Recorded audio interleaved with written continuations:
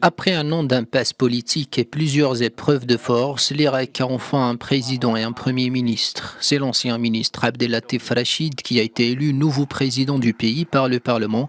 Dans la foulée, le chef de l'État de 78 ans a chargé Mohamed Shia al-Soudani de former un nouveau gouvernement. Dans les rues de la capitale, la nouvelle a été plutôt bien accueillie.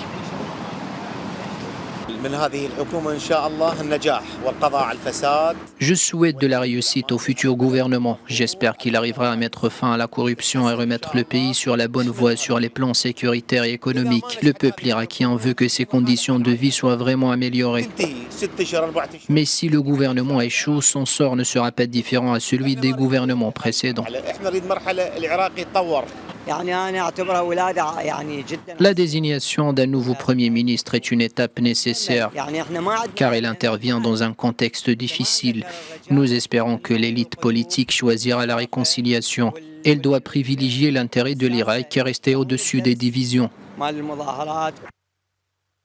Plusieurs fois ministre et issu, comme le veut la tradition, de la communauté chiite majoritaire en Irak, le politicien de 52 ans a 30 jours pour former son cabinet selon la Constitution. Mais déjà, certaines voix expriment leur pessimisme. En juillet, sa première candidature au poste de Premier ministre avait mis le feu aux poudres entre les deux camps rivaux du pays. Nous l'avons déjà dit et exprimé à maintes reprises, nous ne voulons pas revoir les mêmes visages au poste de décision.